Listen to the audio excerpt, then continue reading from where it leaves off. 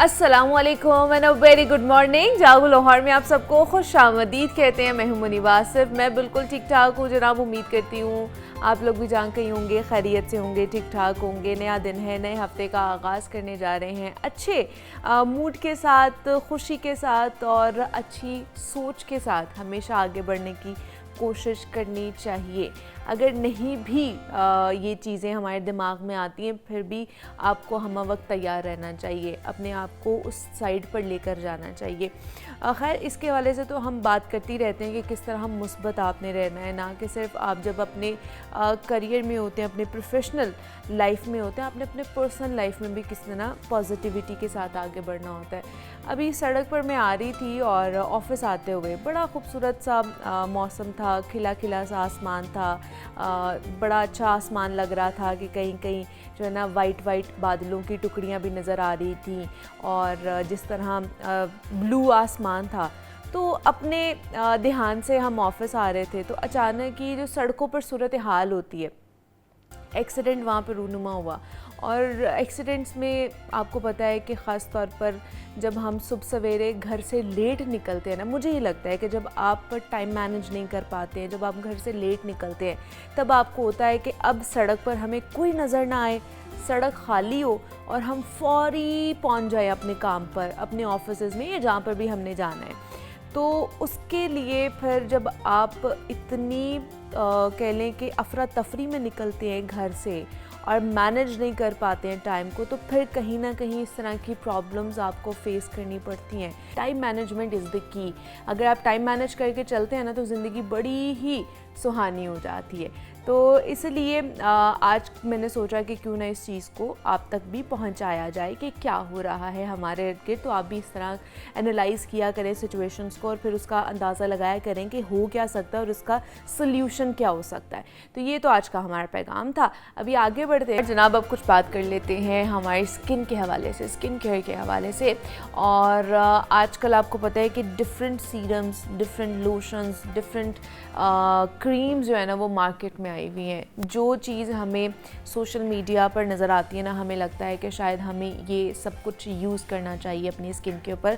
ख़ासतौर पर ख़वातीन की ना ये नेचर होती है कि उन्हें लगता है कि अच्छा ये अगर कोई ऐड आ रही है या कोई इन्फ्लुएंसर जो है ना उस चीज़ को प्रमोट कर रहे हैं तो हमें भी शायद वो यूज़ करनी चाहिए।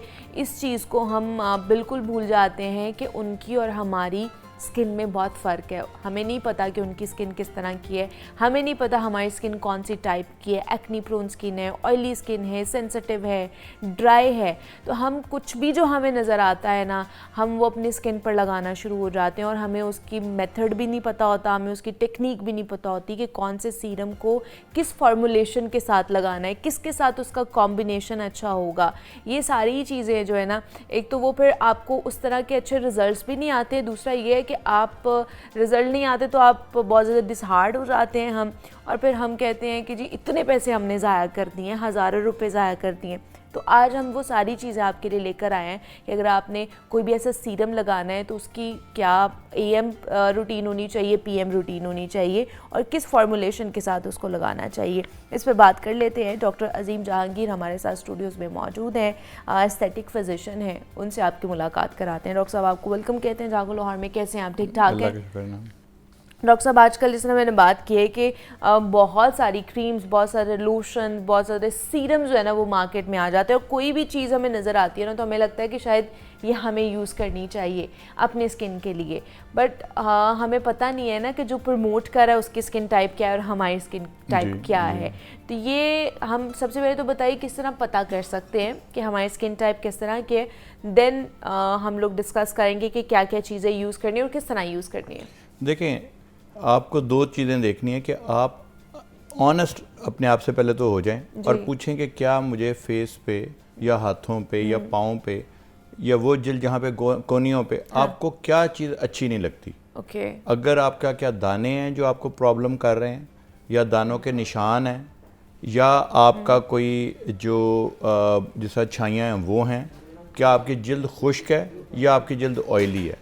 तो दो चीज़ें जो हैं वो बहुत ही इम्पॉर्टेंट हैं देखने के लिए आपकी जिल्द, कि क्या जिल्द पे झुर्रियाँ पड़ी हुई हैं जो बॉदर कर रहे हैं आपको, क्या आपकी जिल्द पे दाने हैं जो आपको बॉदर कर रहे हैं, क्या आपकी जिल्द पे छाइयाँ पड़ी हुई हैं जो बॉदर कर रही हैं? क्या आपकी जिल्द सिर्फ खुश्क है जो आपको बॉदर कर रही है, या बहुत ज़्यादा ऑयली है जो बॉदर कर रही है? तो ये बड़ी बड़ी चीज़ें मैं बता रहा हूँ अभी आपको, ठीक।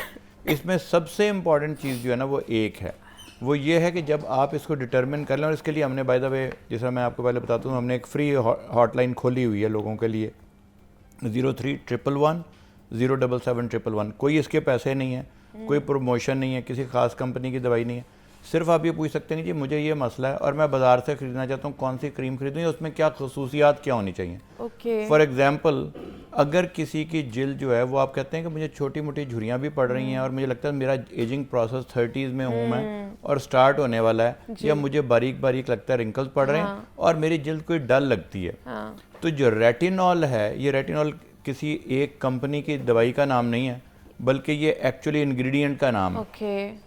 जिस तरह पैरासीटामोल मुख्तलिफ नामों से आती है, रेटिनॉल भी मुख्तलिफ नामों से आता है, ठीक है। तो रेटिनॉल सीरम जो है वो रात को लगा सकते हैं। इसमें सिर्फ एक प्रॉब्लम ये है कि हमारे यहाँ ज़्यादा जो दवाइयाँ आती हैं वो आती हैं इम्पोर्टेड, और वो इम्पोर्टेड आमतौर पर स्मगल वगैरह होकर आती है, उनके हमें ये नहीं पता होता कि उसकी कंडीशन किस कंडीशन में आई है, उसका कोल्ड चेन जो है वो मेनटेन किया गया है। क्योंकि जब बहुत ज़्यादा गर्मी में आप किसी भी इस सीरम को रखेंगे, तो किसी इवन मॉइस्चराइजर को रखेंगे, डैमेज हो जाएंगे बैरियर्स, डैमेज हो जाएगा, वो जो है ना वो फेस सेपरेशन हो जाती है, वो ऑक्सीडाइज हो जाता है काफ़ी ज़्यादा सीरम, तो उसमें प्रॉब्लम ये है। और दूसरी बात जो मैं सब लोगों को कहता हूँ कि मैं खुद के 15 साल अमेरिका में रहा हूँ, कि हम वहाँ पे और हम डॉक्टर्स ही कंपनियों को बताते हैं कि इसमें ये इंग्रेडिएंट डालें तो ये ऐसे होगा, डॉक्टर्स ही बताएंगे ना, या फार्मासिस्ट बताएंगे। डॉक्टर्स चूँकि ज़्यादा स्किन से रिलेटेड होते हैं तो सबसे ज़्यादा बता सकते हैं, लेकिन उसमें प्रॉब्लम ये होता है कि वो जो हम उनको वहाँ बताते थे उन कंपनीज को, वो उनकी स्किन टाइप्स के बाद बताते थे। हमारी स्किन उस तरह के यहाँ पे अलग है, डिफरेंट है, यहाँ पे अलग है।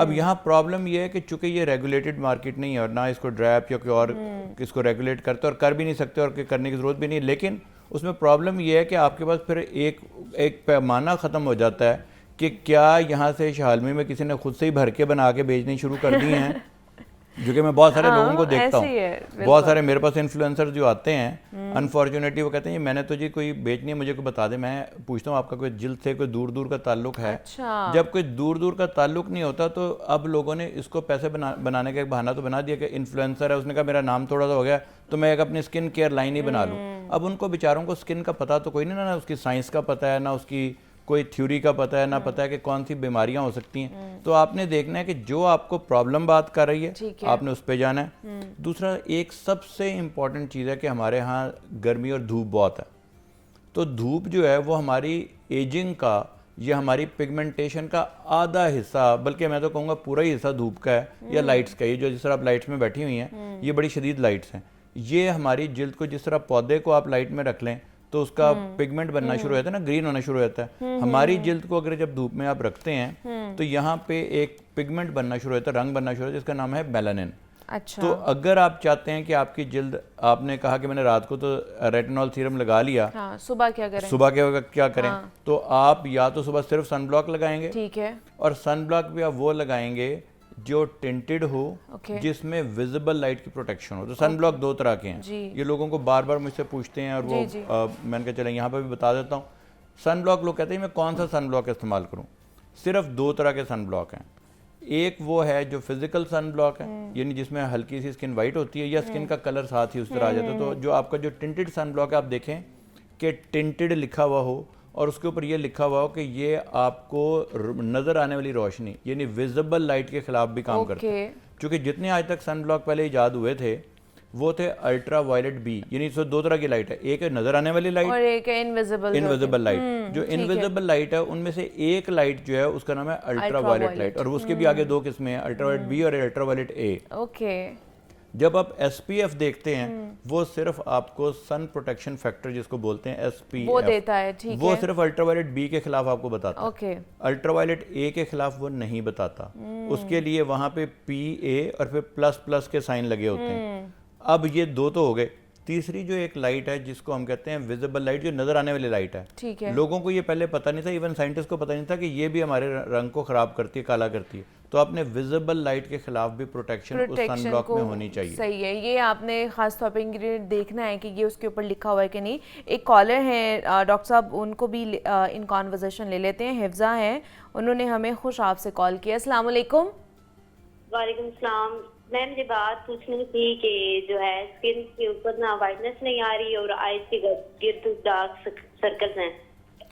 ठीक है जी, thank you so much Hifza कि आपने कॉल की है। डार्क सर्कल्स हैं, डार्क सर्कल्स हो गए और वाइटनेस नहीं आ रही स्किन के वाइटनेस नहीं आ रही ऊपर। है। अच्छा, इसमें सबसे आसान काम ये है कि सुबह आप एक तो सन ब्लॉक लगाएंगे, ठीक लेकिन है। सन ब्लॉक की लेयर सबसे आखिरी लेयर होनी चाहिए, एंड पे होनी चाहिए। एंड पे होनी हाँ, चाहिए, बिल्कुल। क्योंकि वो दवाई जो आपने लगाई है ना, उससे भी उसको भी बचाता है सन की डैमेज होने से, सन से डैमेज होने से। जो कि आपने ये देखना ही है कि आपने सुबह के वक्त क्या करना है, दोपहर में क्या करना है और रात में क्या करना है। अगर तो दोपहर में आपके पास इतना टाइम नहीं है कि कुछ आप लगा सकें, अपनी स्किन केयर कर सकें, तो सुबह शाम का करें। सुबह आप फॉर एग्जांपल अल्फा आर्ब्यूटिन लगा सकते हैं। ओके, अल्फा आर्ब्यूटिन जो है वो वो कंपोनेंट है जो कि आपकी जिल्द को, रंग को इवन टोन करता है और लाइट करता है और सेफ है। विटामिन सी का भी ये बोला जाता है ना, विटामिन वो सी भी का भी आपकी जी, ब्राइटन वही अप मैं करता बताने है लगा स्किन था, को। बिल्कुल। अब आपको माशाल्लाह का भी बताओ चल गया। तो आप लेकिन दोनों इकट्ठे ना लगाएं। अच्छा, ठीक है। क्योंकि अगर किसी एक से आपको एलर्जी है या कोई एक चीज़ आपको सूट नहीं करी, आपको पता नहीं चलेगा क्या सूट नहीं कर रही। तो मेरी रिकमेंडेशन होती है कि एक हफ्ते में सिर्फ एक चीज़ लगाना शुरू करें और देखें कि क्या वो जिल्द को आपको ख़राब तो नहीं कर रही। प्रॉब्लम ये है कि आपने दो चीज़ें देखनी है, जिस भी कंपनी का खरीदें आपने दो चीज़ें देखनी। नंबर एक, के क्या वो लोकल कंपनी हो, ताकि उनको लोकल जिल्द का पता हो और उसकी मैन्युफैक्चरिंग के बाद आपके हाथ में आने तक वो ख़राब ना हुई हो चीज़। सेकंड चीज़ है कि उसके पीछे कोई डॉक्टर या फार्मासिस्ट कोई ऐसा उसको मैन्युफैक्चर करने वाला हो जो कि जिसको जिल्द का तो पता हो ना आपकी, ठीक है। तो अगर कोई वो फॉर्मुलेटेड बाय अ डर्मेटोलॉजिस्ट है तो बहुत अच्छा है। अगर कोई स्किन स्पेशलिस्ट ने उसमें कोई इनपुट दिया हुआ है वो बहुत अच्छी बात है। और अगर आपको, मैंने जो नंबर आपको बताया, अगर आपको समझ नहीं आ रही तो आप मुफ्त में सिर्फ ये पूछ सकते हैं कि आप क्या, मुझे ये मसला है, विटामिन सी हो गया और अल्फा आर्ब्यूटिन हो गया। इसके अलावा जो तीसरी बड़ी ज़बरदस्त चीज़ है वो है mandelic acid. Okay, mandelic acid, ठीक है। अब जो मैंडेलिक एसिड है वो प्रॉब्लम ये है कि वो इरिटेट करता है। तो अगर वो आपने लगाना शुरू करना है तो या तो आप सिर्फ 1.5-2 घंटे से शुरू करेंगे, उसके बाद बहुत ही माइल्ड से मॉइस्चराइजर से आप उसको मॉइस्चराइज भी साथ कर लेंगे। एक और बड़ी ज़बरदस्त चीज़ है जिसका नाम है नायासिनामाइड। उसके ऊपर बात करते हैं। एक और हमें कॉलर ने ज्वाइन किया है, मोहम्मद रफ़ीक साहब हैं। अस्सलाम वालेकुम। जी वालेकुम अस्सलाम। जी रफ़ीक साहब, क्या पूछना चाहेंगे? अच्छा, मेरा ना ऑयली स्किन है और मुझे ना ब्लेंड, इचिंग, पेनफुल जो पिंपल्स होते हैं लेकिन ज़ेरे जिल्द होते हैं, लेकिन जो सर में जब आते हैं तो उसमें मुझे हेडेक महसूस होती है। तो ये मैं पूछना चाहता हूँ, ये बाकी इचिंग थोड़ी बहुत होती है, पेन थोड़ी होती है, लेकिन जो सर में होते हैं उसकी पेन मुझे हेडेक हो जाती पड़ती है और इसकी पास वगैरह नहीं होती। ओके, ठीक है जी। एक तो हाँ जी, अब ये दो चीज़ें क्लोज कॉमिडोन्स है मेरे ख्याल हाँ से। जी, अब आपको मैंने कहा कि आप आधी डर्मेटोलॉजिस्ट बन गई हैं और सर पे भी हो जाते हैं ये। हाँ, ये जो कॉमिडोन नहीं होते एक्चुअली सर में, काफ़ी दफ़ा जब आप सर में हाथ फेरते हैं तो एक बड़ी छोटी सी आपको इनको नुस्खा बता रहा हूँ। क्या? कि आपने एक तो ये करना है कि कोई से 2 या 3 शैम्पूज ले लें जो एंटी डेंड्रफ हों, लेकिन उसके इंग्रेडिएंट मुख्तलिफ होने चाहिए। अच्छा, ठीक है। ठीक है जी। अब मैं नाम इसलिए नहीं बताता कि बुरी बात लगती है, नाम पर्टिकुलर कंपनी का नहीं बता रहा, लेकिन एंटी डेंड्रफ शैम्पू लें जिसमें इंग्रेडिएंट डिफरेंट हो। अच्छा, मतलब अगर एक में सेलेनियम सल्फाइड है तो दूसरे में सैलिसिलिक एसिड हो सकता है, तीसरे में टार हो सकता है। ठीक है, मतलब ये तीनों डिफरेंट लेने हैं आपने। और उसके बाद आपने उसको कम से कम ये करें कि रोजाना बदल के शैम्पू करें, ठीक है, एक ही शैम्पू ना करें। अच्छा, दूसरी बात यह है कि आप हाथ सर में लगाना छोड़ दें। हमारे जो नाखून होते हैं उसके नीचे जरासीम होते हैं। हाँ, कुछ लोग सोचते हुए, टीवी देखते हुए, सर पढ़ते हुए हर वक्त सर खुजाते रहते हैं। वो जो उंगलियों के जरासीम होते हैं ना, जो आपके नाखून के नीचे होते हैं, वो वहाँ पे आप लॉज खुद से कर देते हैं। और तीसरी चीज़, कुछ भी ना करें, कोई खास शैम्पू भी ना अगर आप लें, कोई शैम्पू अपनी मर्जी का कर लें, लेकिन रोज़ाना सर ज़रूर धोएं। लोग समझते ये हैं कि खुश्की जो है उसमें सर धोना कम होता है। एक्चुअली खुश्की में आपको ज़्यादा सर धोना चाहिए। जो एक्चुअली खुश्की नहीं होती वो फंगस होता है। मैंने बताया ना, आप आधे डर्मेटोलॉजिस्ट बन गई हम तकरीबन। तो वो जो आपको वो एक्चुअली सेबरिक डर्मेटाइटिस होता है, जो डैंड्रफ होती है। ठीक है, तो ये तो हो गया इनका। अब जो दूसरी बच्ची मुझे बता रही थी कि आपकी उसकी आंखों के इर्द गिर्द भी हल्के हैं और बता दें, तो उसमें जो तीसरी बात थी वो ये थी कि एक और चीज़ आती है जिसको कहते हैं नायासिनामाइड, वो इनके लिए भी ज़रूरी है। अच्छा, ठीक है। जो कह रहे हैं ना कि मेरी जिल्द के नीचे दाने निकल रहे हैं, ऑयली स्किन भी है, ऑयली स्किन भी है जी, वो आपके पोर्स को भी श्रिंक करता है नायासिनामाइड जी। जो नायासिनामाइड है वो पोर्स को भी श्रिंक करता है और साथ ही साथ आपके दानों के लिए अच्छा है। अब ये देखें, इसको आप नेमुल बदल दवाइयों का तो नहीं कह सकते, ना कोई डर्मेटोलॉजिस्ट को दिखाने का नेमुल बदल है, लेकिन अगर आप कहीं नहीं जाना चाहते हैं, सुस्त हैं, कोई थोड़ा कुछ सा करना घर चाहते में हैं, खुद करना चाहते हैं रेमेडी, तो ये कर अब इसके साथ आप सुबह के वक्त तो नायासिनामाइड लगाएंगे ये, और रात के वक्त ये रेटिनॉल सीरम लगा सकते रेटिनॉल लगाएंगे रात को, और सुबह का वो लगाएं। नाइसिनामाइड जो है वो सुबह सुबह लगाएंगे। और दोपहर को अगर टाइम हो इनके पास ठीक है, तो फिर तो क्या फिर करें? ये मंडालिक एसिड लगा मंडालिक सकते हैं। एसिड मंडालिक लगाएं। और एसिड अगर लगा ना सकते हो तो फिर मॉर्निंग में AM रूटीन में हैं। अपना हाँ जी, रखें। सुबह में और शाम में सिर्फ 2 काम फिर करें। शाम में रख लें। अली हसन है एक और कॉलर, उन्होंने ज्वाइन किया। अस्सलाम वालेकुम जी। हसन साहब क्या सवाल करना चाहेंगे? जी सिस्टर, मेरे बेटे के चेहरे के ऊपर गंदे दाने निकले हुए होते हैं। दाने हैं चेहरे पे। दाने चेहरे पर निकले हुए? जी जी, मेरे बेटे के चेहरे पे दाने निकले हुए होते हैं, तो उसके बारे में मालूमात करनी। ठीक है, ये एक्नी की ठीक बात है कर जी, रहे हैं। बेटे के फेस हाँ, पे है। बच्चे के ठीक बेटे के है। फेस पे देखें, जो 18 से कोई 22 साल या 25 साल तक की उम्र है ना, आजकल तो बच्चों को 15 साल में भी दाने निकलने लग जाते हैं। ये जो दाने हैं, पहली बात तो ये दिमाग में 100% क्लियर कर लें कि जो एक्नी है, इसको एक्नी वल्गैरिस बोलते हैं। जी एक्नी जो है वो 100% काबिल इलाज बीमारी है। ठीक है, इसका खाने से कोई ताल्लुक नहीं है। ओके। पाकिस्तान हम खाने के इतने शौकीन लोग हैं। आज मैंने देखा, आज आपको अपना खाना नहीं यहाँ बनवा रही, वरना आप भी खाना बनवा रही होती हैं। तो हम खाने के इतने शौकीन लोग हैं कि हम दुनिया की हर चीज़ को अगर किसी को मलेरिया भी हो जाए तो हम ये नहीं समझेंगे कि मच्छर नहीं किया, हमने कहा रात को कोफ्ते खाए थे इसकी वजह से मलेरिया हो गया। तो मलेरिया और ऐसी चीज़ें जो इस तरह एक्नी का भी ताल्लुक खाने की किसी चीज़ से नहीं है। अच्छा, लोग कहते हैं जी वो मेरे बच्चे ने गलत खा लिया, बर्गर खा लिया, यहाँ पे पिज़्ज़ा कहते खा हैं कि लिया। जी अंडे ज्यादा खा लेंगे तो आपको एक्नी हो चॉकलेट जाएगी। से लोग समझते हैं। चॉकलेट्स, आम ज्यादा खा लेंगे तो आपको गर्मी हो जाएगी और दाने निकल जो आएंगे। दाने चेहरे पे निकलते हैं, एक बीमारी है। ये उन ग्लैंड्स की बीमारी है जो कि आपका ऑयल बनाते हैं। ओके, चूँकि ऑयल के ग्लैंड्स फेस पे आपने देखा होगा, पूरी बॉडी आपकी खुश्क होती है, लेकिन सुबह आप उठते हैं तो आपका फेस का जो टी जोन है वहाँ पे ऑयल ज़्यादा होता है। तो ये आपके ऑयल ग्लैंड की बीमारी है। इसके लिए फिर मैं दोबारा कहूँगा कि जो मैंने नंबर दिया था 03-111-077-111 पे कॉल करें। चले। मुफ्त में आपका इलाज हो जाएगा, कुछ नहीं करना पड़ेगा आपको। सिर्फ दवाइयाँ, अपनी बहुत ही सस्ती दवाइयाँ लोकल मेडिकल स्टोर से हम आपको सिर्फ प्रिस्क्रिप्शन लेनी भेज देंगे। पड़ेगी। चले, एक और कॉलर है लाहौर से, उन्होंने कॉल किया। इमरान है। अस्सलाम वालेकुम। वालेकुम अस्सलाम जी। जी इमरान साहब क्या पूछना चाहेंगे? मेरा ये क्वेश्चन है डॉक्टर साहब से कि मेरा बेटा है, तकरीबन 17 साल उम्र है। ओके, छाती पे, गर्दन पे, बैक साइड पे गर्दन पे ना वाइट कलर के स्पॉट हैं। ओके। तो उसमें मुझे अगर कोई गाइडेंस मिल जाए, और डॉक्टर साहब का अगर नंबर मुझे व्हाट्सएप हो जाए तो मैं खुद उनसे कांटेक्ट कर लूं।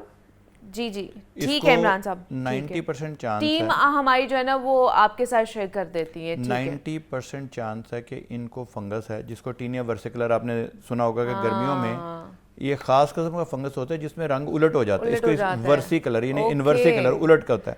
जिन ओके। लोगों की जिल्द वाइट होती है उस पे ब्लैक निशान पड़ जाते हैं, और अच्छा। जिनकी थोड़ी सी डार्क कलर होती है उस पे वाइट पड़ जाते हैं। और लोग बहुत ज़्यादा घबराते हैं कि शायद ये फफूंद वो ना हो गया हो, वर्टिगो।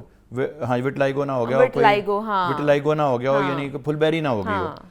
फुलबेरी में बिल्कुल वाइट होते हैं निशान, इसमें हल्के से वाइट होते हैं लेकिन ज़्यादा वाइट नहीं होते। ओके। और इसमें लगाने वाले 1-2 शैम्पूज या 1-2 दवाइयों से ये ठीक हो जाते हैं। इसमें एक दूसरे से लगने का चांस कम है, लेकिन बहुत ज़्यादा पसीने से बचें। बहुत ज़्यादा जब आजकल का जो ये है ना मौसम जिसमें बहुत ज़्यादा मॉइस्चर है, उससे ज़्यादा होते हैं। तो इसको tinea versicolor more than likely बोलते हैं। वो देख के आपको, तो हम आपको दवाई भेज देंगे। It should not be a big deal.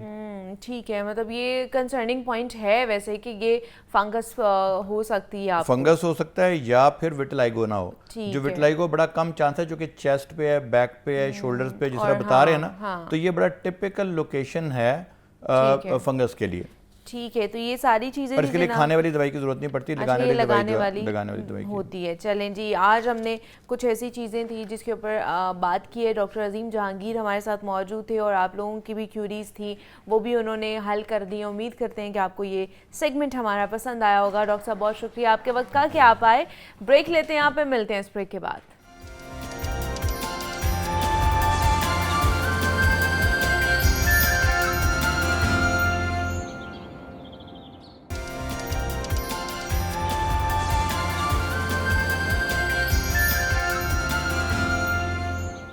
Welcome back to जागो लाहौर। जनाब, गुज़श्ता कुछ महीनों से मुल्क में चीनी की कीमतों को बढ़ाया गया है। उसके बाद अब चीनी बहरान पैदा होने का खतरा भी है।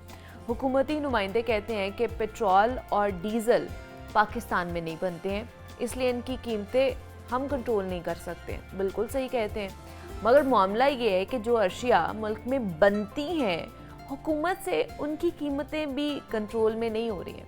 अब चीनी को ही आप देख लें कि बनती तो पाकिस्तान में ही है, मगर हर गुजरते दिन के साथ उसकी कीमत बढ़ती जा रही है। इस वक्त आलमी मार्केट में चीनी की जो कीमत है वो $0.37 फ़ी किलोग्राम है, जो तकरीबन 105 रुपये बनती है, जबकि पाकिस्तान में फ़ी किलो चीनी की कीमत 185 से 215 रुपये तक भी पहुंच चुकी है। पाकिस्तान गन्ना खुद पैदा करता है, चीनी भी पाकिस्तान की शुगर मिल्स में तैयार की जाती है। इसके बावजूद मुल्क में चीनी की जो कीमत है वो आलमी मार्केट से 2 गुना ज़्यादा है। तो अशिया की कीमतें कंट्रोल ना होने की जो मुमकिन वजह है वो हुकूमत की अदम दिलचस्पी सामने आती है। जुलाई 2024 से मई 2025 तक तकरीबन 7,65,000 मैट्रिक टन चीनी बरामद की गई और तकरीबन 114 अरब रुपए कमाए गए उससे। अब मज़ीद पैसा कमाने के लिए 7,65,000 मैट्रिक टन चीनी दरामद करने का फ़ैसला किया गया है, जिसकी जो मालियत है वो तकरीबन 198 अरब रुपए होने वाली, यानी मज़ीद 84 अरब रुपए कमाए जाएंगे। तो अगर वफाकी काबीना चीनी बरामद करने की इजाज़त ना देती तो शायद ये बहरान खड़ा ना होता। तो क्या सूरत हाल है, लास्ट टाइम भी हमने इस पे बात की, फिर उसके बाद एक इजलास होना था वफाकी हुकूमत का, वफाकी नुमाइंदगान का शुगर मिल्स मालिकान के साथ। क्या सूरत हाल रही उसमें मेरे ख्याल से गालिबन ये तय भी पा गया था, दोनों के मुतालिबात भी, शराइत भी मौजूद थी। तो उसके बावजूद भी चीनी बहरान क्यों अभी तक मौजूद है, और जो चीनी है वो 173 रुपये किलो क्यों नहीं मिल रही है, इस पर बात कर लेते हैं। इमरान अकबर हमारे साथ स्टूडियोज़ में मौजूद हैं, चीफ रिपोर्टर हैं। इमरान साहब आपको खुश आमदीद कहते हैं जागो लाहौर में। कैसे हैं, ठीक ठाक हैं आप? जी अल्हम्दुलिल्लाह। इमरान साहब के तो चीनी जो है ना, जितनी मिठास है अब तो कड़वी होती जा रही है कि पिछले कुछ महीनों से इसकी सूरत हाल इस तरह बन रही है। पहले कीमतें आउट ऑफ कंट्रोल हो रही थी, अब बहरान की जो शक्ल है वो इख्तियार करती जा रही है ये सूरत हाल।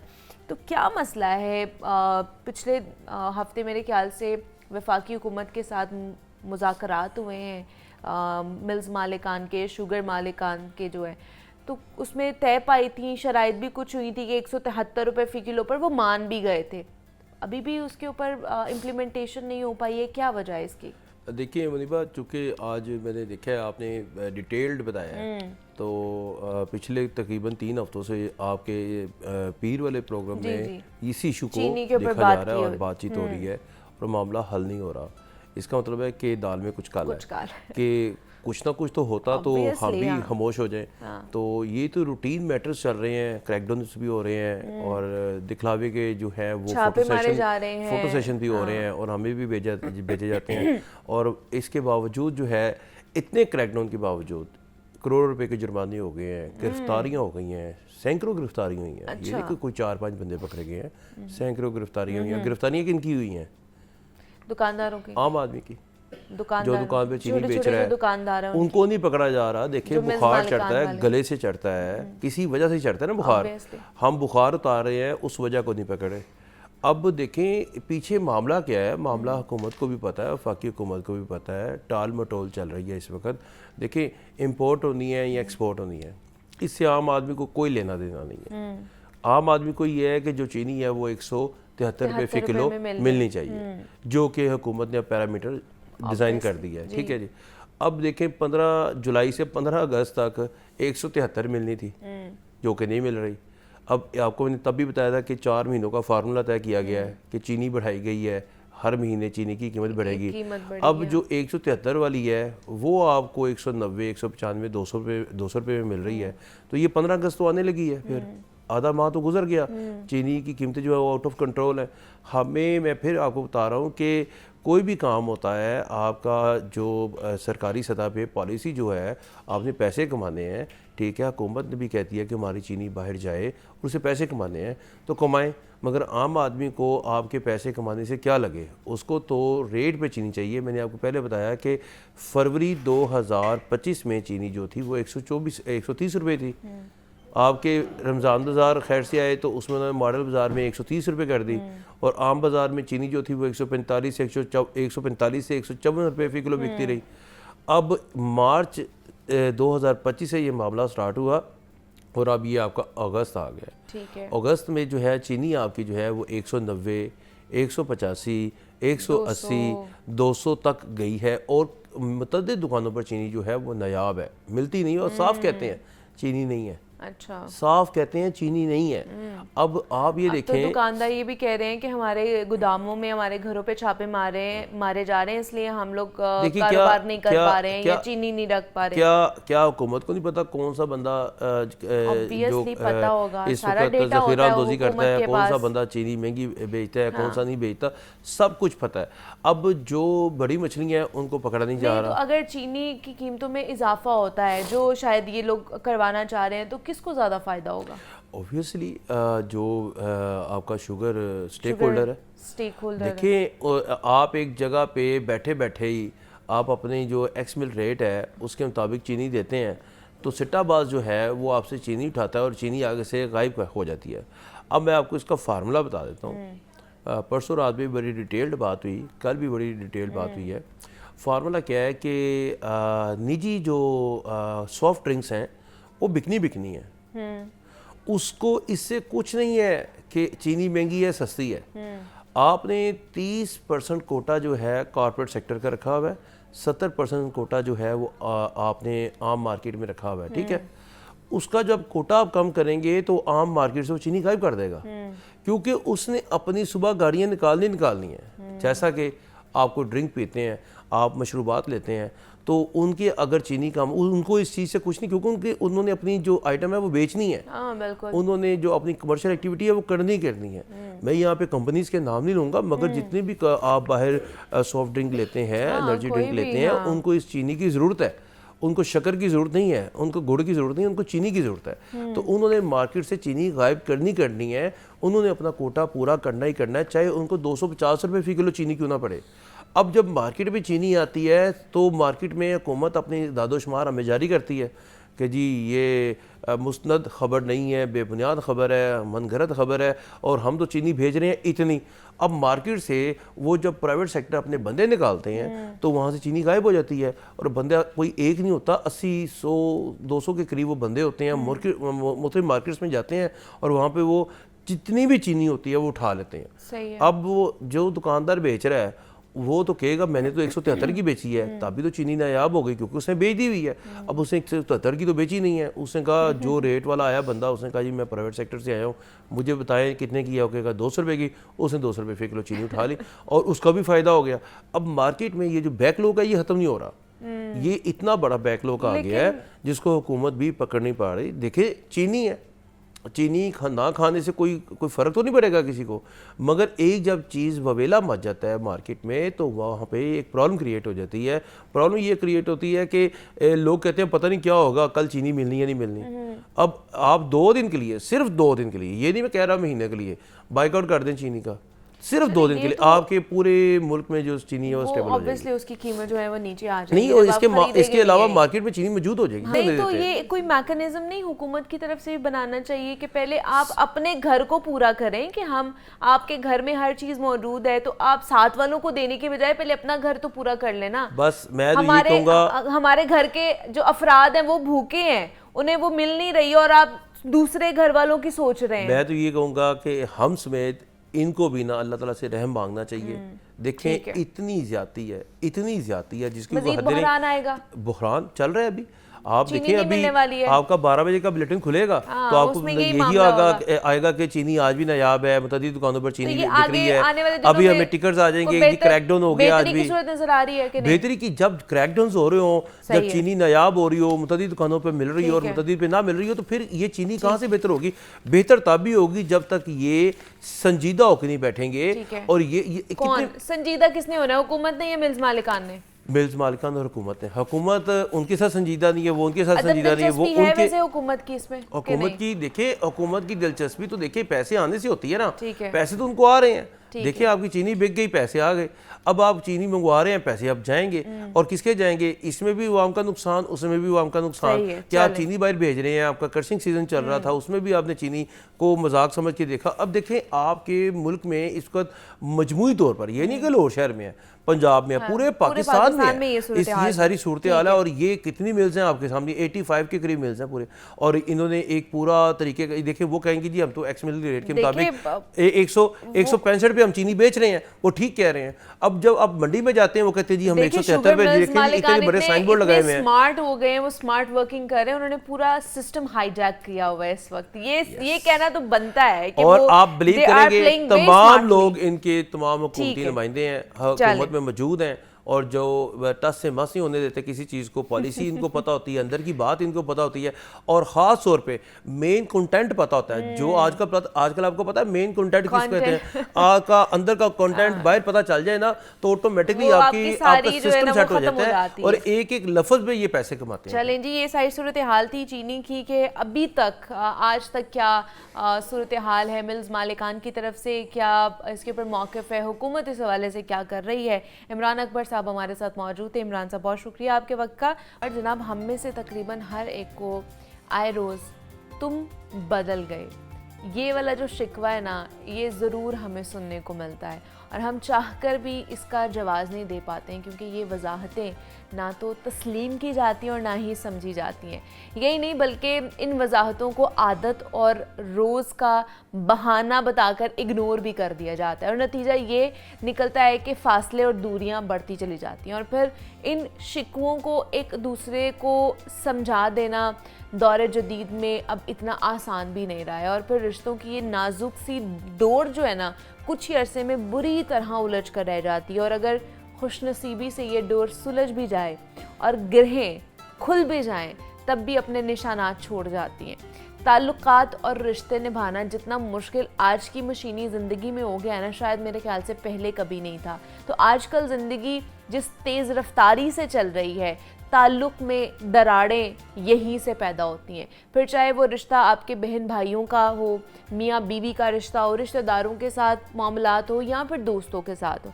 मुख्तसरन ये कि ताल्लुक़ बोझ बनने लगे हैं, दूरियां बढ़ने लगी हैं, रास्ते एक होते हुए भी कदम हम कदम नहीं रहते हैं। इन सब की वजूहात क्या हैं, इस पर आज हमने बात करनी है। और इस पर बात करने के लिए काशिफ फराज साहब ने आज हमें ज्वाइन किया है, माहिर नफ्सियात हैं। काशिफ साहब आपको खुशामदीद कहते हैं। जागो लाहौर में कैसे हैं आप? ठीक ठाक है? थैंक यू वेरी मच, बिल्कुल ठीक। काशिफ साहब, ये जो शिकवा जिससे हमें कहीं ना कहीं मुझे लगता है कि 99% जो लोग हैं ना, उनको ये सुनने को मिलता है कि तुम बदल गए हो। वो बहन भाइयों के रिश्ते में हो, वो मियाँ बीवी के रिश्ते में हो, दोस्तों के रिश्तों में हो, वो कोई भी ऐसा रिश्ता हो ना, उसमें ये आपको सुनना पड़ता है कि तुम बदल गए हो। वाकई ऐसा होता है कि तुम बदल गए हो? हमारी ज़िंदगी में ऐसा कोई फेज़ आता है जिसमें हम बदल जाते हैं? ज़िंदगी का हर फेज़ ही बदलने के वाली है। अच्छा, हम स्टैग्नेंट तो नहीं है ना, हाँ। किसी एक जगह रुक तो नहीं सकते। सही है। अगर आप रुक तो जाते फिर ये हैं बुरा क्यों माना जाता है कि तुम बदल गए हो, और हम बुरा मान जाते हैं नहीं हम तो नहीं बदले? देखिए, शिकवा उस वक्त होता है जब हम किसी की मर्जी के मुताबिक तब्दील नहीं होते।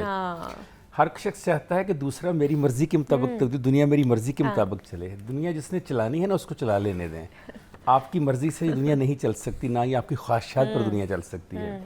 देखिए, इंसान सारी ज़िंदगी सीखता रहता है, लर्निंग का प्रोसेस है। आप एक छोटे से बच्चे से एक आप बुज़ुर्ग बन जाते हैं, तो दरअसल एक लर्निंग के प्रोसेस के बाद ही बनते हैं। इसी वजह से बुजुर्गी कहा जाता है ना उसको, कि आपने कुछ सीखा है, आपने कुछ लर्न किया है। ज़िंदगी के हर लम्हे आपने एक नई चीज़ सीखनी होती है। मुनीर नियाज़ी का बड़ा मशहूर शेर है ना कि एक और दरिया का सामना था मुनीर मुझको, एक दरिया के पार उतरा तो मैंने देखा। तो ज़िंदगी में रोज़ाना एक दरिया है, सुबह आप उठते हैं एक नई नई चीज़ें। कौन सा ऐसा दिन है जिस दिन आप कुछ सीख कर घर नहीं जाते? ऐसे ही है, बिल्कुल ऐसे। तो जब आप नई चीज़ें सीखते हैं तो उससे आपके अंदर नई तब्दीलियाँ आती हैं। उम्र बढ़ने के साथ साथ जिम्मेदारियाँ तब्दील होती हैं। पहले आप बच्चे होते हैं, फिर आप खुद बच्चों वाले हो जाते हैं, तो एक डिफरेंस तो आता है, आपकी तरजीहात भी बदलती हैं। और उसका ना बदलना जो है वो तो एक बहुत स्टेगनेंट वाटर की तरह आपको ऐसे कर देगा कि आप आगे बढ़ ही नहीं सकेंगे। है, बिल्कुल ऐसे है। फिर आप ये देखिए कि फैक्ट चेक है साइकोलॉजी का कि 80% लोग जो हैं वो ज़िंदगी के 3 ऐसे मोड़ हैं जहाँ पर खुद को तब्दील करते हैं। ठीक है। जिसकी आप बात करें कि बदल गए हो। पहला होता है जब उसकी शादी होती है, दूसरा होता है जब आप साहब औलाद होते हैं, और तीसरा होता है कि जब आपको कोई जॉब या नौकरी मिलती है। अब आपका जो वक्त है वो 2-3 जगहों के ऊपर बट जाता है। एक बार मैंने बाबा शफाक अहमद साहब से पूछा, मैंने कहा बाबा कभी ऐसा भी हुआ कि बानो अम्मा ने आपसे कहीं कोई तब्दीली कर ली हो मोहब्बत में, जैसे बदलने की बात आप कर रही हैं? तो उन्होंने कहा हाँ, ये 2-3 दफ़ा बदल गई है। अच्छा। तो मैंने कहा कैसे? कहने लगी जब तुम्हारा बड़ा भाई पहला पैदा हुआ ना, डॉक्टर अनीक, तो मैंने देखा कि मुझे तवज्जो नहीं दे रही, ये अपने बेटे को तवज्जो दे रही है। अच्छा। तो मैंने कहा जब ये बदल गई तो फिर आप भी बदल गए? कहने लगे हाँ मैं भी बदल गया। अच्छा। मैंने कहा फिर आपने क्या बानो आपस से अलग हो गए? कह नहीं नहीं नहीं नहीं, जब तुम अपने महबूब से प्यार करते हो तो महबूब का महबूब भी तुम्हें प्यारा हो जाता क्या है। बात है। मैंने उस बच्चे से प्यार शुरू कर दिया, वो बानो जो बदली थी वापस आ गई। तो यही सिर्फ कहना है कि बदलता है हर इंसान, मगर उसे बदलने से वापस लाया जा सकता है। ये जो हम शिकवा करते हैं कि वो चेंज हो गया, हम ये नहीं देखते उसकी जिम्मेदारियां कितनी बढ़ गई। जब आपका बेटा या बेटी होते हैं तो आपकी मोहब्बत का एक उधर को भी पहलू हुआ, बल्कि बहुत बड़ा पहलू है। सबसे बड़ी आजमाइश औलाद है। अब आप जॉब पे गए हैं तो मैंने 8 घंटे वहाँ गुजारने हैं, एक पहलू मेरी ज़िंदगी का वो भी है। अच्छा, मेरे को दोस्त हैं या मेरा कोई तल्लक है या मेरी कोई शौक है, इंटरेस्ट है, हॉबी है, क्लब जाना, मेरा एक वो भी। तो जब कोई मुझे ये कहता है कि आप बदल गए हैं तो उसको सोचना चाहिए कि मेरी ज़िंदगी जो है स्टैग्नेंट नहीं हो सकती कि मैं ना बदलूँ। और फिर हुस्न ज़न रखना चाहिए। कुरान मजीद में अल्लाह ताला कहता है कि दूसरों से हुस्न ज़न, इस्लामी तसव्वुर है इसका कि ये सोच कर कि इसलिए बदल गया कि शायद ये मुझे पसंद नहीं करता, उसकी अपनी मजबूरियाँ, उसके अपने मसाइल भी हो सकते हैं। हज़रत उमर रज़ी अल्लाह ताला अन्हु ने कहा कि जब कोई मुसलमान को मोमन उज़र दे उसे कबूल कर लिया करो, यानी एक्सेप्ट कर लिया करो कि वाकई इसलिए नहीं मिला कि उसकी कुछ मजबूरी थी, कोई जिम्मेदारी थी, कोई रीज़न होगी, दैट्स व्हाई। लेकिन आपको लगता है, बिकॉज आजकल हर कोई ये कहता है कि रिश्तों में बहुत ज़्यादा दूरियां आ रही हैं, बहुत ज़्यादा उलझनें पैदा हो रही हैं, मशीनी ज़िंदगी है, मसरूफियात बहुत ज़्यादा है, अफरा तफरी का आलम है, तो इससे किस तरह जान छुड़ाई जा सकती है? और वाकई ऐसा है कि दूरियां बहुत ज़्यादा और उलझनें बहुत ज़्यादा हैं ताल्लुकात में आज के दौर में? असल में ताल्लुकात में दूरियां दौर की वजह से नहीं हैं, हमने खुद पैदा कर ली। दौर हमेशा ऐसा रहा। 5000 साल पहले की अगर आप किताबें पढ़ें ना, उसमें भी लिखा हुआ है कि आज का दौर बड़ा ऐसा अजीब गरीब हो गया है। 10,000 साल पहले की किताबें पढ़ी, हेरोडोटस की किताब पढ़ी, 50,000 साल पुरानी तारीख, उसमें भी कहा जा रहा है कि आजकल बड़े हालात ख़राब हो गए हैं। तो हमेशा से ऐसा रहता है। अब देखिए, कुरान मजीद ने एक इस्लामी तस्वर दिया सूरह निसा की आयत नंबर 83 में कि दूसरों से हुस्न सलूक करो, सिला रहमी का सलूक करो। जब हम हुस्न सलूक नहीं करते, सिला रहमी नहीं करते, तवाज़न कायम नहीं करते, तब प्रॉब्लम आती है जिनकी तरफ आपने इशारा किया। मौला अली से किसी ने यही बात पूछी नहजुल बलागा में, आपने बड़ा खूबसूरत जवाब दिया। आपने कहा रिश्ते नाते दिल से बनाओ, मुफाद से ना बनाओ। जब मुफाद बदलता है तो तल्लुक टूट जाता है, लेकिन अगर आप दिल से बनाए हैं तो मुफादात के ऊपर नहीं खड़े होने चाहिए। तो एक बड़ी वजह रिश्ते टूटने की है कि हमने अपने अपने मुफादात, अपने अपने फ़ायदे सोचे हुए, उसके साथ ना लिंक अप किए होते हैं। बहुत से पार्टनर्स हैं, बहुत से जो मियाँ बीवी होते हैं, वो कहीं ना कहीं किसी हद तक जाकर ना उस रिश्ते को बोझल महसूस करना शुरू हो जाते हैं। बोझलपन क्यों आ जाता है अज़दवाजी ज़िंदगी में? 2-3 वजूहात हैं। एक तो ये है कि हम लगी बंदी ज़िंदगी गुजार रहे होते हैं। अच्छा। मतलब ज़िंदगी में एक चेंज भी, जैसे अभी हमने बदल की बात की, आपको चेंज भी चाहिए होती है, आपको थोड़ा सा क्वालिटी टाइम भी चाहिए होता है, आपको थोड़ा सा अपने आप से निकल कर भी बाहर चीज़ों को देखना होता है। हम ये समझते हैं कि ठीक है, मेरा काम है, सुबह उठा, नाश्ता किया, चला गया, काम से आया, थका हुआ, लेट गया, टीवी देखा, सोशल मीडिया यूज़ किया, मोबाइल यूज़ किया और सो गया। यानी मैंने ज़िंदगी को बहुत ही ज़्यादा मतलब लिमिटेड कर लिया हुआ है। उसके अंदर कोई तब्दीली के लिए, उसके अंदर खुशी के लिए, उसके अंदर चेंज के लिए मैंने कोई जगह ही नहीं छोड़ी। छोटी छोटी बातों के ऊपर इंजॉय करना छोड़ दिया मैंने। मतलब बारिश होती थी एक दौर में, मैं देखता था कि बुज़ुर्ग जो हैं और बड़े जो हैं, छोटे जो हैं, वो अपने दरवाजे खोल लेते थे। बिल्कुल, और बाहर बैठ जाना। आजकल तो शहरों में ड्राइंग रूम कहते हैं, तो गांव में तो उसे बैठक कहा जाता था। वो बैठक के दरवाजे खोल लेते थे, अपनी चारपाइयाँ रख लेते थे और उसको बैठ के एंजॉय करते थे। बुजुर्ग हुक्का पी रहे होते थे, कोई चाय पी रहा है, कोई पकौड़े निकल रहे हैं, बच्चे नहा रहे हैं, और उस बच्चों को देख के बड़े भी इंजॉय करते थे। अब देखिए कि अब मैं जब देखता हूँ तो बारिश में सब अंदर भाग जाते हैं, और अगर 1 मिनट के लिए लाइट चली जाती है तो कहते हैं ओहो सोशल मीडिया नहीं आ रहा। अब बारिश में भी उनको सोशल मीडिया की पड़ी होती है। वो जो एक नेचर के साथ रिश्ता था वो ख़त्म हो जाता है। तो ऐसे में फिर बोझल ही लगना आपको रिश्ता, जब आपने रिश्तों को एक ख़ास मखसूस मानी पहना के रखा हुआ है।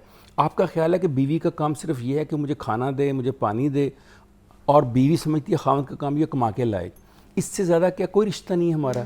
क्या कोई गुफ्तगू नहीं हो सकती? क्या दुनिया के कोई और मसाइल, कोई और खुशियाँ, कोई और खूबसूरतियाँ, कोई और गाना, कोई और म्यूज़िक, कोई और फूल, कोई और खुशबू नहीं कायनात में जिस पे बात नहीं हो सकती।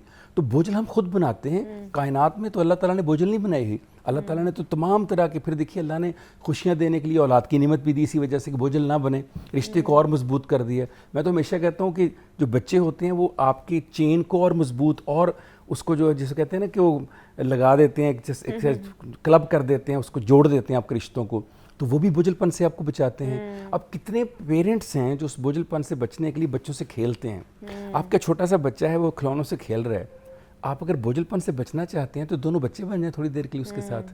बुजुर्ग बात कर रहे हैं, आप थोड़ी देर के लिए उनके बुजुर्ग बन जाएं। थोड़ा सा अपने आप से निकलना होता है, चेंज करना होता है खुद को।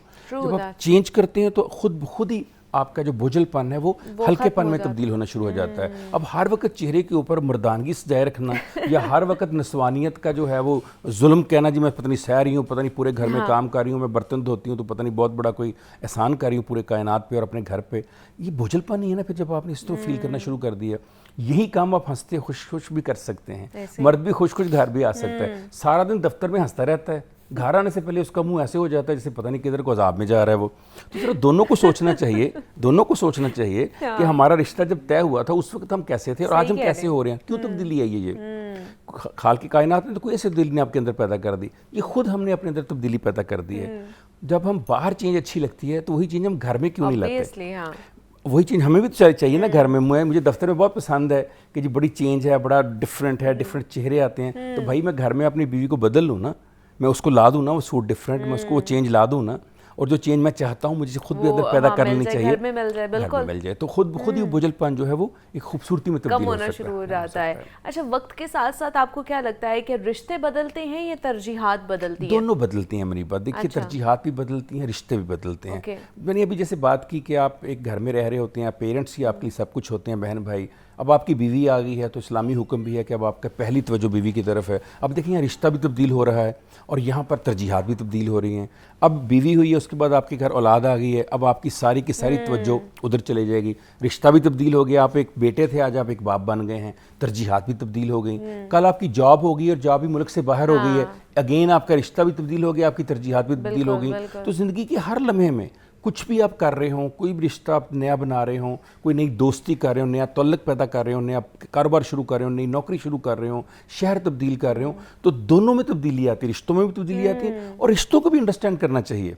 मतलब अगर माँ बाप हैं, अगर वो समझते हैं कि मेरा बेटा और बेटी 24 आवर्स मेरे लिए थे, अब जब उसकी शादी हो गई है तो उनका एक अपना भी स्पेस टाइम है, उनकी अपनी भी एक थोड़ी ज़िंदगी है, तो उनको भी थोड़ा सा रिश्तों को सेक्रीफाइस करना सीखना चाहिए। इस तरह दोस्त जो समझते हैं कि मेरे साथ हर वक्त सहेलियाँ समझती, मुझसे खेलती रहती थी, उसे अंडरस्टैंड करना चाहिए उसका एक घर है, उसका एक हस्बैंड है, उसकी एक बीवी है, उन्हें वहाँ भी टाइम देना है। तो तब्दीलियाँ दोनों तरफ आती हैं, तरजीहात में भी आती हैं, रिश्तों में भी आती हैं। लेकिन एक पुराना गीत है ना, वो बहुत खूबसूरत इसका जवाब है, मोहम्मद अली और बाबरा शरीफ साहबा पे है, उसमें वो कहता है कि दिल में रहने वाले दिल से नहीं निकलते, बदले हज़ार मौसम रिश्ते नहीं बदलते। क्या इससे तरजीहात बदलने से या रिश्तों को कम वक्त देने से क्या रिश्ते तब्दील हो जाते हैं? कतई नहीं। असल बात यह है कि हम अंदर से रिश्तों की जो अहमियत है, जो मोहब्बत है, जो अटैचमेंट है, जो कनेक्टेडनेस है, उसे ख़त्म ना होने दें।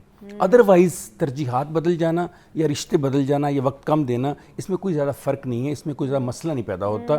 इसको अंडरस्टैंड करना चाहिए वक्त के साथ साथ। और मुझे लगता है कि हम लोग ना ज़्यादा फील भी करना शुरू हो जाते हैं। असल में हम लोग महसूस ज़्यादा कर लेते हैं, दुनिया को अपनी नज़रों से देखते हैं। ये मेरी ऐनक है ना, मैं समझता हूँ शायद सबकी ऐनक का यही नंबर है। तो हर शख्स का एक अपना अपना, हर एक कहते हैं ना, हर एक की अपनी आस, अपनी उम्मीद, अपना अंदाज़ है दुनिया को देखने का।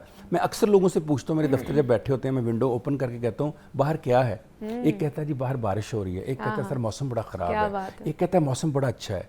अब देखिए ना, जिसके अंदर अच्छापन था उसे बाहर अच्छा लगा, जिसके अंदर प्रॉब्लम थी उसे बाहर प्रॉब्लम लगी, जिसके अंदर ख्वाहिश रो रही थी उसको बाहर बारिश नज़र आई। तो बाहर सब कुछ है, कायनात में अल्लाह ने सब कुछ दिया है। मुझे वो अट्रैक्ट करता है जो मेरी नज़र देख रही होती है। तो आप अपनी नज़र से जो देख रहे होते हैं तो अगले की नज़र का मौका दें कि उसको भी देखने का, कि वो भी तो कुछ देखना चाहता होगा, वो भी कुछ सुनना चाहता, उस थोड़ा सा मौका दे देंगे तो आप भी ज़िंदगी अच्छी गुजारेंगे, वो भी अच्छी गुजारेगा, अगला बंदा भी अच्छी ज़िंदगी गुजारेगा। तो आज कुछ शिकवे शिकायतों के ऊपर हमने बात की है कि वो क्यों होते हैं और उनको हल किस तरह किया जा सकता है। काशिफ फराज साहब हमारे साथ मौजूद थे। काशिफ साहब बहुत शुक्रिया आपके वक्त का। ब्रेक लेते हैं, यहाँ पे मिलते हैं इस ब्रेक के बाद।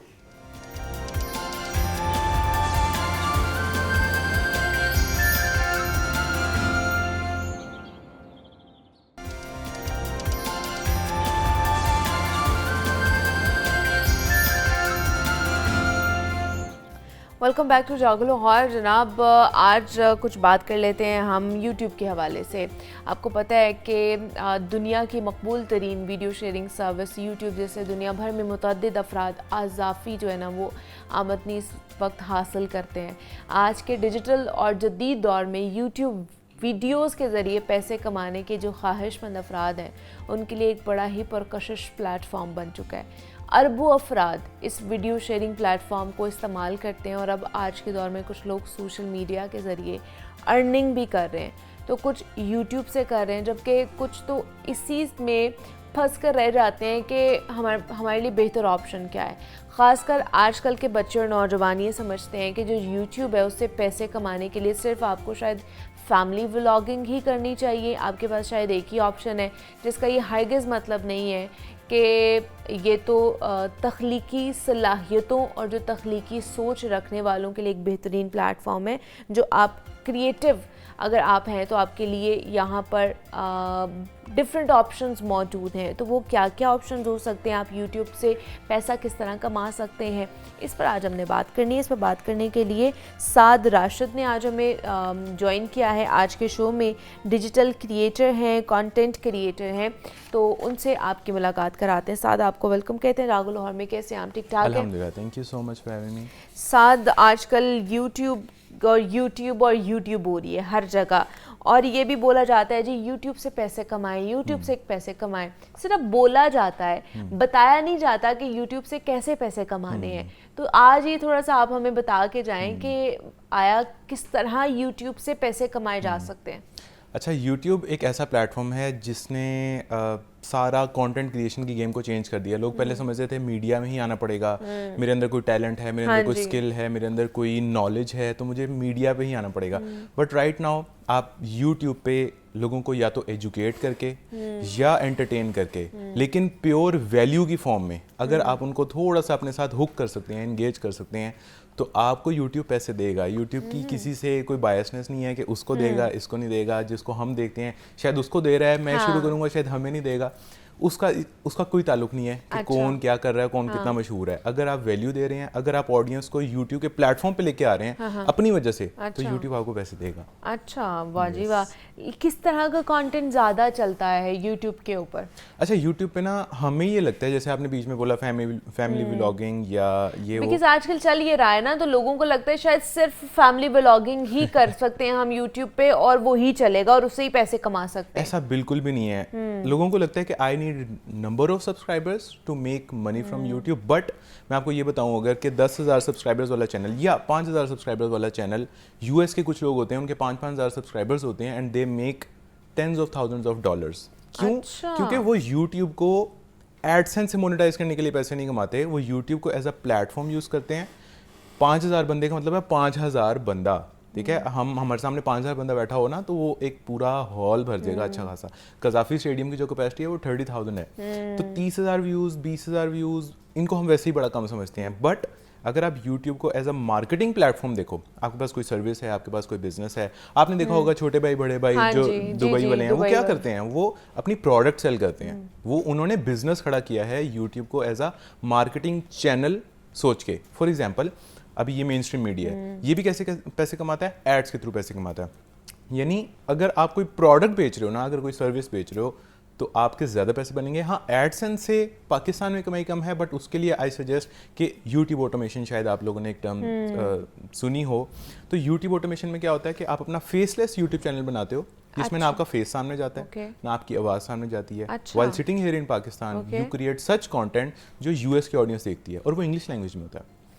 For example, top 10 luxury hotels in Dubai, ये ऐसी वीडियो जिसमें मेरा, आपका या किसी का सामने जाने की जरूरत नहीं है, ठीक है। इसके लिए स्टॉक फुटेजेस भी मिल जाती हैं, स्क्रिप्ट चैट जीपीटी से मिल जाता है, वॉइस ओवर 11 लैब से मिल जाता है, विजुअल्स आपको मल्टीपल वेबसाइट्स हैं जो कॉपीराइट फ्री मटेरियल आपको, बुर्ज खलीफा की वीडियो अंदर की बाहर की, ड्रोन शॉट, ये वो कॉपीराइट फ्री, उसमें आपको कोई कुछ कहेगा नहीं। एंड थंबनेल आप चैट जीपीटी से क्रिएट कर लो या कैनवा पे क्रिएट कर लो, और ये वीडियोस 10x ज़्यादा इनकम देती हैं एज कम्पेयर टू अगर आप पाकिस्तानी ऑडियंस को सर्व कर रहे हो या इंडियन ऑडियंस को सर्व कर रहे हो। अच्छा ठीक है, मतलब इसमें आपको कोई वॉइस ओवर की जरूरत नहीं है। वॉइस ओवर की जरूरत अपने पर्सनल की नहीं पर्सनल है, के बट लिए 11 नहीं है। लैब्स बहुत प्लेटफॉर्म्स है, मर्फ है, मतलब आपको सामने आने की जरूरत नहीं है, आपको कैमरा हैंडलिंग की जरूरत नहीं है, कोई भी चीज जरूरत नहीं है। नहीं, किसी भी चीज़ की जरूरत नहीं। This is called YouTube automation. आप लोग यूट्यूब पे जाकर सर्च करेंगे यूट्यूब ऑटोमेशन या फेसलेस यूट्यूब चैनल्स, आपके सामने बहुत सी प्लेलिस्ट आ जाएंगी, फ्री कोर्सेज आ जाएंगे, आप वो करें। And while sitting here in Pakistan there are hundreds of niches जिनके अंदर आप कंटेंट बना, आप हेल्थ पे बना लें, आप गेमिंग पे बना लें, आप ट्रैवल पे बना लें, आप मेक मनी ऑनलाइन पे बना लें, आप even horror stories, crime stories, लोग इन पे कंटेंट बना रहे हैं और इस पे खुद सामने जाने की जरूरत नहीं होती। क्या बात है कि इस तरह का कंटेंट भी देखा जाता है। यूजुअली हमारे माइंड में है कि शायद इस तरह का कंटेंट देखा नहीं जाता कि जिसमें आप कैमरे के सामने नहीं आएंगे, शायद देखा नहीं जाएगा। बट मैं ना ऑडियंस को ये कहूंगा, आप अपनी वॉच हिस्ट्री जाके देखें, 10 में से 2-3 वीडियोस ऐसी होंगी जिसमें कोई खुद सामने नहीं आया होगा। ऐसे ही है, बिल्कुल ऐसे ही है। तो these are called faceless YouTube channels. और आपने शायद देखा हो तो आपने उर्दू में देख लिया होगा, बट आप देखें इंग्लिश में भी ऐसे लोग कर रहे हैं। बहुत सारा है, वो बहुत सारा है कि आपके भी माइंड में बैठे हाँ, बैठे बहुत सारी चीजें वीडियोस आ गई हैं कि वो मैं जो देख रही होती हूँ कि हमारे घर में भी लगी भी होती हैं और वो सिर्फ कैमरा पकड़ के चल रहे हैं और वो सिटी दिखा रहे हैं, उसमें कोई पीछे बोल नहीं रहा, सिर्फ एक हल्का सा म्यूजिक लगा हुआ है और वो चल रहे हैं और वो लिटरली वो घंटे 2-2 घंटे के लोग देखते हैं। स्ट्रीट व्यू, ये एक निश है, स्ट्रीट व्यू एक निश है, ठीक है। और वो इतना खूबसूरत लगता है वो सारा। आप हर घर में बच्चे होंगे, बच्चे हमेशा यूट्यूब लगा के बैठे होते हैं, शॉर्ट्स खोली होती है ना, या वो राइम्स देख रहे होते हैं या वो कार्टून देख रहे होते हैं, वो भी एआई से बन जाती हैं। ओके, एआई से आप कार्टून्स बना के आप वो अपलोड करें। अच्छा, सुनो एआई से आप म्यूजिक जनरेट करें, कार्टून्स आप मुख्तलिफ टूल्स हैं उनसे बनवा लें। ये सारा एआई से हो रहा है, ठीक है, सबको पता है ये हो जाता है, बट उनको बिलीव नहीं है। I am telling you that's possible, और ये लोग कर भी रहे हैं। पाकिस्तान से बैठ के यूएस के बच्चों को कार्टून दिखा रहे हैं। ओके, वाह जी वाह, ये तो बड़ी एक अच्छी चीज़ है। अच्छा, ये भी थोड़ा सा बताएं ना देखने वालों को कि कहते हैं जी यूट्यूब का चैनल अगर आप पाकिस्तान में बनाएंगे तो आपकी उतनी अच्छी अर्निंग नहीं होगी। अगर आप कहीं बाहर से बनाते हैं, जैसे यूएसए का होगा, यूके का होगा आपका अकाउंट, तो आपको ज़्यादा अच्छी अर्निंग होगी। ये बहुत बड़ी मिसकंसेप्शन है। पाकिस्तान से बैठ के बनाना है, पाकिस्तान से बैठ के अपलोड करना है, बस। बट 2 चीज़ों का ख्याल रखना है। एक, टॉपिक सिलेक्शन। अगर आपकी टॉपिक ऐसा है जो पाकिस्तानी ऑडियंस के लिए रेलिवेंट है, इंडियन ऑडियंस के लिए, एशियन ऑडियंस के लिए रेलिवेंट है, तो आप चाहे इंग्लिश लैंग्वेज में बात करें, 11 लैब से वॉइस ओवर लें, प्रोफेशनल उसका एक्सेंट हो, वो यूएस में नहीं जाएगा। For example, you are talking about top 10 cricketers of Asia, तो वो यूएस के लोग नहीं देखेंगे। If you will create a video top 10 baseball players of फलानी कंट्री, कोई भी कंट्री, तो उसको पाकिस्तान से व्यूज नहीं आएंगे। बिकॉज क्या हम बेसबॉल देखते हैं? नहीं देखते। हम रग्बी देखते हैं? नहीं देखते। अगर आप रग्बी या बेसबॉल, इसको ये एक रेलिवेंट एग्जांपल मैंने दिया है, इस तरह की थाउजेंड्स ऑफ एग्जांपल हैं, लेकिन ऑडियंस को समझ में आएगी कि अगर आप क्रिकेट पे कंटेंट बना रहे हैं लेकिन आपने इंग्लिश बड़ी प्रोफिशिएंट बोली है, तो आपको यूएस से व्यूज नहीं आने। अगर आप फुटबॉल पे बना रहे हैं, हाँ, उसके अंदर ऐसे प्लेयर्स की बात करें जो एशियंस को नहीं पता, तो फिर आपको वहां से व्यूज आए। आप अगर रोनाल्डो और मेसी पे कंटेंट बना रहे हैं तो आपको यहीं से व्यूज आएंगे। यस, और आपका जो क्वेश्चन था कि अपलोड करते हुए या चैनल कहां से क्रिएट करना है, डजंट मैटर एट ऑल। आप ऐसे बहुत से यूट्यूबर्स को देखते होंगे जो बाहर से बैठ के वीडियो अपलोड करते हैं, उनके चैनल्स बाहर से बने हुए हैं, तो आप उनको पाकिस्तान में देख पा रही हैं, एक्सेस कर पा रही हैं। तो यहाँ से अपलोड करके अगर टॉपिक सिलेक्शन और प्रोफिशिएंट इंग्लिश या एक्सेंट अगर आपका दोनों कवर है ना, तो आपको बाहर से व्यूज आएंगे। अच्छा, मतलब उसका कोई इसका लेना देना नहीं है, कोई वीपीएन नहीं चाहिए, कोई आरडीपी नहीं चाहिए, आपका जो है ना यूट्यूब चैनल पाकिस्तान का होना चाहिए। चाचू आपको बाहर नहीं चाहिए, आप पाकिस्तान से बैठ के अपलोड करेंगे। क्योंकि लोग कहते हैं ना जी, आपका बाहर का होगा ना तो आपको ज्यादा डॉलर्स आएंगे, वो पैसे लेने के लिए शायद करते हैं। अच्छा, हाँ, लेकिन थोड़े से और पैसे दे दो, हम आपको ये कर देंगे, वो कर देंगे, कोई ताल्लुक नहीं है। आप इधर भी अपना चैनल पाकिस्तान का बना सकते हैं, यहाँ से अपलोडिंग करें, सारा कुछ यहाँ से ही करें। ये रीजन का या इसका कोई लेना देना नहीं है, बस आप काम करें। इसका लेना देना टिकटॉक पे है, वो जियोग्राफिकली आपको देखता है। अगर आप बाहर जाएंगे ना तो आप देखेंगे आपका टिकटॉक ही चेंज हो जाएगा, आपको वहीं का कंटेंट नजर आना शुरू हो जाएगा। आप पाकिस्तान आएंगे तो आपको यहाँ का कंटेंट नजर आएगा। यूट्यूब ऐसा नहीं है, आप बाहर चले जाएं, आप जहाँ मर्जी चले जाएं, जो आपकी वॉच हिस्ट्री है ना, आपको वैसा ही कंटेंट दोबारा आएगा। अच्छा, दूसरा, ये चैनल की मोनेटाइजेशन किस तरह करवाई जा सकती है और किस तरह करनी चाहिए और उससे क्या फायदा होता है? अच्छा, लोग कहते हैं कि मैं चैनल मोनेटाइज करवा लूंगा ना, पता नहीं क्या फायदा और उन्हें लगता है शायद अच्छा मोनेटाइज हो गया, अब हमें पैसे आना शुरू हो जाएंगे। बिल्कुल भी नहीं आते। YouTube आपको नंबर ऑफ सब्सक्राइबर्स पे पैसे नहीं देता, अच्छा, नंबर ऑफ व्यूज पे पैसे देता है। बिकॉज वीडियो चलेगी, एक व्यू आएगा, उस पे ऐड चलेगा, 45% YouTube रखेगा, 55% आपको देगा, तभी तो पैसे देगा ना। ये वैल्यू जनरेट कहाँ से हो रही है? पैसे आपको आ कहाँ से रहे हैं? व्यूज से ही आ रहे हैं ना। तो आपने मोनेटाइज करवा लिया, किसी को 5, 10, 20 हज़ार, 30 हज़ार रुपए देकर मोनेटाइज करवा लिया फॉर एग्जाम्पल। अब कौन पैसे दे रहा है? व्यूज तो आ नहीं रहे। और इवन जो आपने मोनेटाइज करवाया है वो बॉट्स हैं, वो ओरिजिनल लोग नहीं हैं, वो बॉट्स हैं जो आपके चैनल को सब्सक्राइब करके बैठ गए। ओके। अब जब आप वीडियो अपलोड करोगे, बॉट्स आपकी वीडियो नहीं देखेंगे। जब वो नहीं देखेंगे तो वहाँ से आपकी रीच कम होगी, इंप्रेशंस पे जब क्लिक नहीं आएगा तो आपकी रीच कम होगी, इवेंचुअली आपका चैनल डेड होगा। तो किसी को भी अपना चैनल मोनेटाइज नहीं कराना चाहिए। आजकल रिक्शे के पीछे लिखा होता है कि यार अपना चैनल मोनेटाइज करवा लें, लेकिन that's very harmful for your channel, ठीक है, इन द लॉन्गर रन। तो ये नहीं कराना बिल्कुल नहीं कराना चाहिए। You are just one video away. तो कैसे आपका चैनल मोनेटाइज हो जाएगा? वॉच टाइम कैसे बढ़ा सकते हैं फिर आप? वैल्यू जनरेट करके। अच्छा। देखिए पैसे, कंटेंट अच्छा करके, कंटेंट ऐसा बना के जो आप खुद भी देखना पसंद करें, उसके अंदर कोई वैल्यू भी हो। आप ऐसी कोई चीज कर रहे हो जो आप खुद भी देखना पसंद ना करो, या वो किसी तीसरे बंदे के लिए रेलिवेंट नहीं है, तो फिर उसका कोई फायदा नहीं है। एक जनरल मैस ऑडियंस के लिए वैल्यू जनरेट करनी है आपने, दैट्स द ओनली की। अच्छा, आजकल शॉर्ट वीडियोस भी चल रहे हैं ना वीडियो पे, उससे भी बहुत ज़्यादा लोग पैसे कमा रहे हैं। तो वो किस तरह का एक तो कंटेंट लोग देख रहे हैं, और आप क्या सजेस्ट करेंगे हमारे देखने वालों को उसमें किस तरह कंटेंट बना सकते हैं और व्यूज़ ले सकते हैं, और कितने सेकंड की हैं, कितने मिनट की होनी चाहिए? अच्छा, शॉर्ट कंटेंट में वाकई लोग पैसे कमा रहे हैं और वो चलता भी है, बट एक चीज़ माइंड में रखनी है, शॉर्ट कंटेंट या तो 11 साल से छोटे बच्चे देखते हैं यूट्यूब शॉर्ट, हाँ जी, या 35 से या 45 से ऊपर वाले लोग देखते हैं, 45 से ऊपर वाले देखते हैं यूट्यूब शॉर्ट। इसके बीच वाले इंस्टाग्राम देखते हैं या टिकटॉक देखते हैं, वो अपनी रील्स को स्क्रॉल करते हैं, ठीक है। तो आपने या तो इसको टारगेट ऑडियंस बनाना है या इसके इंटरेस्ट को टारगेट ऑडियंस बनाना है। अगर आप जेनजी या अगर आप हम जैसे लोगों को टारगेट करना चाह रहे हो, हम लोग इंस्टाग्राम देखते हैं, हम लोग इंस्टाग्राम देखते हैं, हम YouTube. Same goes for US की ऑडियंस। अगर आप फेसलेस चैनल बना रहे हो तो आपने या तो 45 से ऊपर या 11 साल से नीचे। अब 11 साल से नीचे वाले लोगों का इंटरेस्ट को पहले समझना है, फिर कंटेंट बनाना है, ना कि पहले कंटेंट बनाए यार ये 11 साल वाला क्यों नहीं देख रहा। आप कंटेंट ऐसा बना रहे हो जो उनके लिए रेलिवेंट ही नहीं है। या 45 साल से ऊपर वाले वो देखते हैं यूट्यूब शॉर्ट्स, ठीक है। तो पहली चीज़ तो है कि आपने ऑडियंस को अंडरस्टैंड किया, उसके बाद आप कुछ भी नीश में चले जाओ, किसी भी नीश में चले जाओ, लेकिन रेलिवेंट होना चाहिए उनके लिए। वो लोग देखें, वो समझें। आप जीपीटी से बातें करें, जीपीटी से पूरा दिन बातें करें कि क्या देखते हैं यूएस के लोग। यूएस के लोगों के लिए मैं पाकिस्तान से बैठ के कंटेंट बनाना चाहता हूँ या चाहती हूँ, वो क्या देखते हैं। अच्छा, वो आपको 100 की लिस्ट दे देगा, 50 की लिस्ट दे देगा, फिर उसको बोले इसके अंदर भी मुझे सब नीश बताओ। फॉर एग्जाम्पल वो आपको कह रहा है ट्रैवल, या वो ट्रैवल व्लॉग्स देखते हैं, ये कुछ भी। ट्रैवल में सिर्फ ऐसी एग्जांपल ले रहा हूँ क्योंकि बहुत से लोग रिलेट करते हैं, वरना इसके अंदर to be very honest 500 niches हैं। अच्छा। जिसके अंदर कंटेंट बन जाता है एज मिनिमम एज के लाइक रिलेशनशिप स्टोरीज, ठीक है, लोगों के वहाँ के चीटिंग स्टोरीज, ये सारी चलती हैं। ये सारी लोग सोते सोते सुन रहे होते हैं। गोरों की मैं बात कर रहा हूँ, ड्राइव करते हुए सुन रहे होते हैं। 3-3 घंटे की वीडियो होती है, फेसलेस, पाकिस्तान से बैठ के बनती है, और रोज की एक बनती है। क्या बात है। रोज की एक बनाना तकरीबन 1 से 1.5 घंटे के अंदर is very easy using AI. 3-3 घंटे की वीडियो, 3-3 घंटे की, ठीक है, बहुत आसान है। तो वो लोग वहाँ पे देखते हैं। अच्छा, ये रोज अपलोड आप वीडियो करते हो तब जाके आपको पैसे आना शुरू होते हैं? That depends on your niche and your competitor. आपके लिए आपका कंपेटिटर इतना जरूरी है कि जितना आपके लिए ऑक्सीजन जरूरी है। आपने अपने कंपेटिटर पे इतनी नजर रखनी है कि वो कितने मिनट की वीडियो अपलोड कर रहा है, कितने बजे अपलोड कर रहा है, उसके टॉपिक्स क्या हैं, उसकी मोस्ट पॉपुलर वीडियो कौन सी है, उसकी किस वीडियो पे व्यूज नहीं आए। तो जो चीज़ उसकी अच्छी चल रही है ना, you have to take inspiration from that. और आपने frequency, uploading time, video length, ये सारी आपने उससे कॉपी करनी है, क्योंकि हर नीश का अलग प्रोटोकॉल है। यस, कहीं पे रोज की वीडियो चाहिए, कहीं पे documentary style high and editing है, तो वहाँ पे 3 दिन बाद अपलोड, 4 दिन बाद अपलोड चाहिए। और लास्टली साथ मुझे ये बता दें, कहते हैं जी 1000 अगर आपके सब्सक्राइबर्स हो जाते हैं तो आपको पैसे आना शुरू हो जाते हैं। वाकई आना शुरू हो जाते हैं? बिल्कुल आना। आपका चैनल मोनेटाइज हो जाता है। 1000 होना चाहिए आपका, 1000 सब्सक्राइबर्स और 4000 घंटे वॉच टाइम। और ये मुश्किल नहीं है। अच्छा। वैल्यू आप क्रिएट करेंगे तो ये 30-40-50 हज़ार व्यूज आएंगे तो आपका हो जाएगा। और 30-40-50 हज़ार व्यूज आप खुद बताएं, यूट्यूब पे कोई बहुत ज्यादा है नहीं, ज्यादा आ जाते हैं। हाँ, आ जाते हैं अगर आप थोड़ा सा अंडरस्टैंड करेंगे कंटेंट क्रिएशन को। लेकिन क्या पैसे आना शुरू हो जाएंगे? नहीं। अच्छा। पैसे तो तभी आएंगे ना जब व्यूज आप लेके आएंगे। हाँ, 1000 सब्सक्राइबर तो आप अपने इर्द गिर्द वालों को कह के करवा लेंगे, लेकिन वो कहना नहीं चाहिए। फर्स्ट ऑफ ऑल वो कहना नहीं चाहिए। यू नीड जस्ट 2 सब्सक्राइबर्स जो आपका कंटेंट देखेंगे, जो लॉयल है, जो आपकी हर वीडियो देखेंगे, तो अपने फैमिली को, तभी आपको पैसे आएंगे, वरना नहीं आएंगे। वरना आपने सिर्फ वो ना एक शो शाह के लिए लेके रखे हैं सब्सक्राइबर, और कुछ भी नहीं होगा। तो साद राशिद ने आज हमें ज्वाइन किया था, हम यूट्यूब के हवाले से कुछ चीजें थी उनसे बात कर रहे थे। साथ थैंक यू सो मच कि आप आए। मुझे इजाजत देनी है, आपने अपना ख्याल रखना है। अल्लाह हाफिज।